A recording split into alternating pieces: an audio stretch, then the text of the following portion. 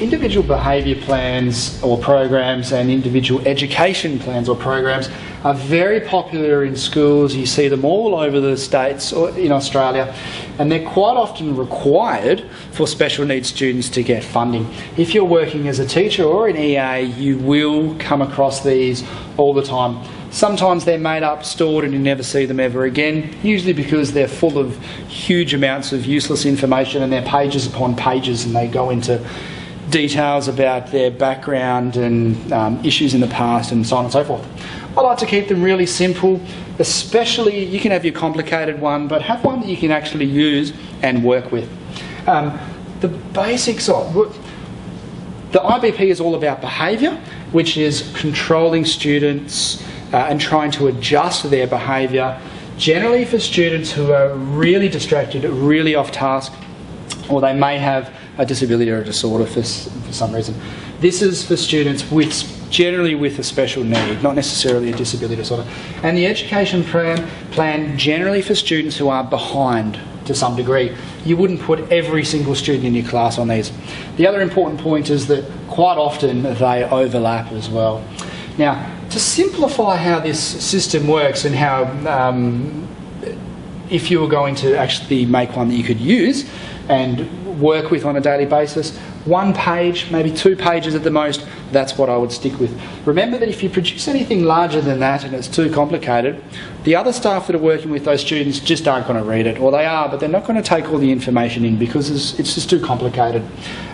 Details about the student, name, date of birth if need be, what year they're in, what classes they're in, maybe a timetable, stuff like that, real simple things. Down the bottom we have rewards. So for example, if this behaviour management plan is for say a week, down the bottom we'll have the rewards that student gets. At the end of the week it could be computer time, it could be a good note home to mum. It could even be at the end of the day the student gets, you know, whatever it is to play the ball with his friend Tom, if he's behaved himself during the day and reached all these goals. Now, the most important part is the bit in here, the goals and the strategy to reach those goals. Keep your goals simple. I think maybe 3. 3 would be enough. 1 probably not too much. That's 3 simple goals. For example, 1, not wear hat. Not wear hat in class. Okay, and the strategy for that is, well, we could remind him every single morning. We could also make sure that his hat is on the teacher's desk when he comes in the morning, and we give it to him at recess, and that's where it gets returned. I spend not wearing the hat in class, for example. Strategy number 2, or goal number 2 could be not, say, talking to friends while in class. Okay, so we go blah, blah, blah, blah there. And the strategy could be half an hour sitting on his own, and then if he's working well, half an hour where he can sit back with his friends. That might work. There's a million different strategies you can think of. You just got to be creative. And of course you would know the student probably better than anyone else. And number 3, of course, let's do something like not calling out while the teacher is talking.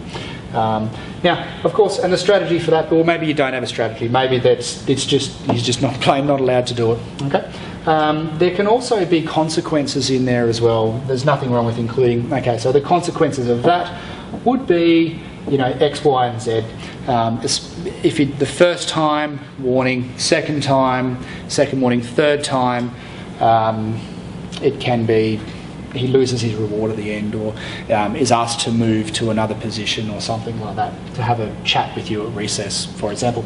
Okay, so the basics of doing an individual behaviour, this is a behaviour plan by the way, an individual behaviour plan, there's a few little details, set the goals, and some simple goals and achievable goals. Make sure they're not vague like behaves better or concentrates more. It's really hard to, how do you police whether someone's concentrating more. Make sure they're very, very specific, and only a few of them. If there's 10 things you identify that the student is doing wrong, you identify the 3 worst things, or the 3 things that you think are achievable.